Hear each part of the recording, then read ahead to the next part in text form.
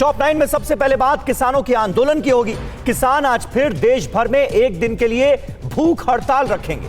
Relay hunger strike. सरकार ने किसानों को बातचीत के लिए तारीख तय करने के लिए चिट्ठी लिखी है। यूपी दिल्ली बॉर्डर पर जमे किसानों ने क्यों नेशनल हाईवे 9 को जाम करने का फैसला किया है। किसानों के आंदोलन से जुड़ी सभी अहम खबरें सबसे पहले देखते हैं टॉप 9 किसान क्रांति में।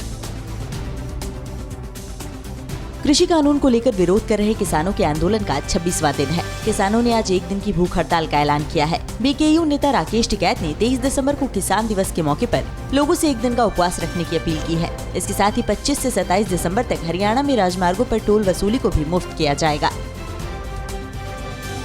यूपी के गाजियाबाद में मेरठ से आ रहे किसानों और पुलिस के बीच अर्थला चौक पर झड़प हो गई। पुलिस ने हालात पर काबू पाने के लिए हल्का बल प्रयोग किया। वहीं गाजीपुर बॉर्डर पर प्रदर्शन कर रहे किसान आज NH9 जाम करेंगे। जगह जगह रुके गए किसानों को अगर नहीं आने दिया गया तो राष्ट्रीय राजमार्ग पूरी तरह जाम रखा जाएगा। कृषि कानूनों को लेकर चल रहे किसान आंदोलन को लेकर गृह मंत्री अमित शाह ने कहा कि कृषि मंत्री नरेंद्र सिंह तोमर किसानों के आंदोलन को खत्म करवाने के लिए प्रदर्शनकारी किसानों से आज या कल मुलाकात कर सकते हैं। केंद्र सरकार ने एक बार फिर किसानों से अपील की है कि वो अगले दौर की बातचीत के लिए तारीख तय करें।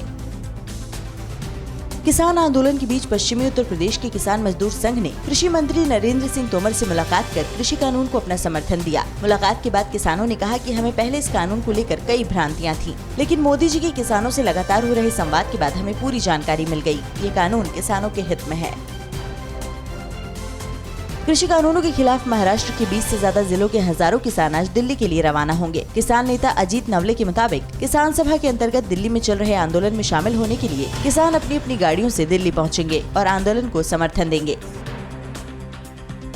नए कृषि कानून को समझाने के लिए बीजेपी देश भर में किसान सम्मेलन कर रही है। इसके तहत पटना में केंद्रीय मंत्री रविशंकर प्रसाद किसान चौपाल कार्यक्रम में बैलगाड़ी से पहुंचे। किसान सम्मेलन को संबोधित करते हुए उन्होंने कहा कि कृषि कानून किसानों को आजादी देते हैं। आप कहीं भी फसल बेच सकते हैं, न मंडी हटेगी और न ही MSP। कृषि कानून को लेकर हरियाणा के मुख्यमंत्री मनोहर लाल ने कहा कि MSP पर अगर कोई आंच आई तो राजनीति छोड़ दूंगा। सरकार नए कृषि कानूनों के जरिए MSP से ऊपर की बात सोच रही है। MSP कभी खत्म नहीं होगा। MSP था और रहेगा। उन्होंने कांग्रेस पर किसानों को बरगलाने का भी आरोप लगाया। रायसेन में मुख्यमंत्री शिवराज सिंह चौहान ने कहा कि मध्य प्रदेश अनाज का भंडार गृह बन गया है। उन्होंने कहा कि हमने न्यूनतम समर्थन मूल्य पर किसानों से 1 करोड़ 29 लाख मीट्रिक टन गेहूं खरीदा और पंजाब को पीछे छोड़ते हुए नंबर 1 राज्य बन गया है।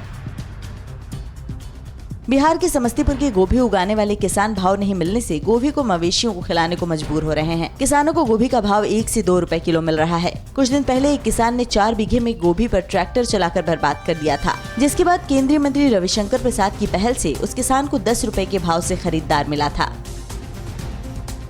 फिक्र आपकी, सोमवार से शुक्रवार रात 9 बजे सिर्फ TV9 भारतवर्ष पर।